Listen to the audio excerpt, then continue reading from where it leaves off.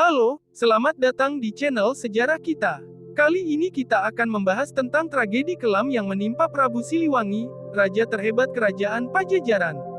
Apa yang menyebabkan kerajaan Hindu terakhir di Jawa Barat ini runtuh? Bagaimana nasib Prabu Siliwangi dan keturunannya?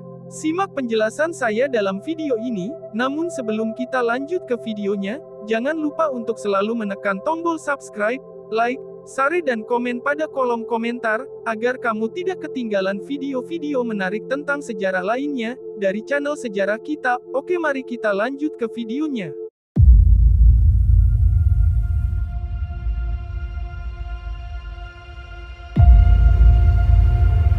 Kerajaan Pajajaran adalah kerajaan yang bercorak Sunda Wiwitan, sebuah agama yang beribadah kepada Tuhan Yang Maha Esa. Kerajaan ini berdiri pada tahun 923 Masehi dan berpusat di Pakuan, Bogor sekarang. Kerajaan ini juga sering disebut dengan Negeri Sunda, Pasundan, atau Pakuan Pajajaran. Pada masa pemerintahan Prabu Siliwangi, yang juga dikenal dengan nama Sri Baduga Maharaja, kerajaan ini mencapai puncak keemasannya.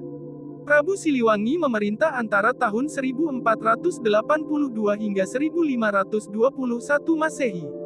Ia dikenal sebagai raja yang bijaksana, adil, dan berwibawa.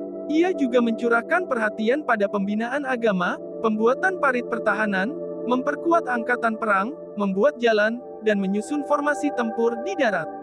Namun, pada akhir masa pemerintahannya, Prabu Siliwangi menghadapi tantangan besar, yaitu hadirnya dua kerajaan Islam dari Cirebon dan Demak yang ingin memperebutkan kekuasaan di Jawa Barat. Prabu Siliwangi sempat tidak senang dengan hubungan Cirebon-Demak yang terlalu akrab, tetapi perselisihan mereka tidak sampai berkembang ke arah peperangan. Menurut Carita Parahyangan, sebuah naskah kuno yang menceritakan sejarah kerajaan Pajajaran, Prabu Siliwangi mundur dari posisi raja pada tahun 1521 Masehi. Ia menyerahkan tahta kepada putranya, Surawisesa, yang juga beragama Islam. Prabu Siliwangi sendiri memilih untuk mengasingkan diri di Gunung Salak, tempat ia belajar ilmu gaib. Penyebab mundurnya Prabu Siliwangi tidak diketahui pasti. Ada beberapa versi yang beredar, salah satunya adalah karena ia merasa kecewa dengan putranya yang masuk Islam. Versi lain mengatakan bahwa ia mundur karena mendapat wahyu dari Tuhan untuk menyelamatkan kerajaannya dari ancaman musuh. Apapun penyebabnya, mundurnya Prabu Siliwangi membuat kekuatan kerajaan Pajajaran menjadi goyah.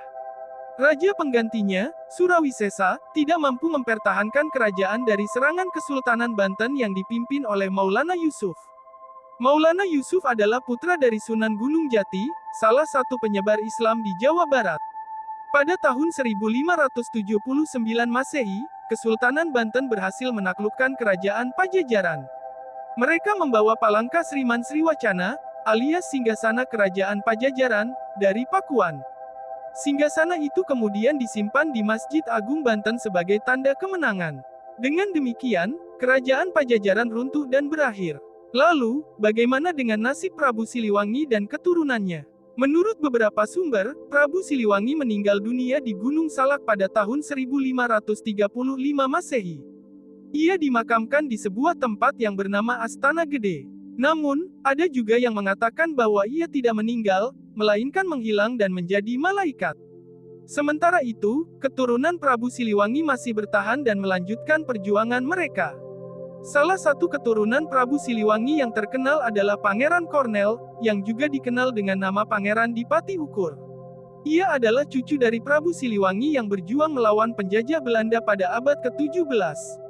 Pangeran Kornel memimpin perlawanan rakyat Sunda melawan VOC yang ingin menguasai daerah Priangan. Ia berhasil mengalahkan pasukan Belanda dalam beberapa pertempuran, seperti pertempuran Ciatel, pertempuran Cikalong, dan pertempuran Ciparai. Namun, ia akhirnya gugur dalam pertempuran Galudra pada tahun 1696 Masehi. Pangeran Kornel dimakamkan di Kampung Cikadu, Bandung. Makamnya kini menjadi tempat ziarah dan dihormati oleh masyarakat Sunda.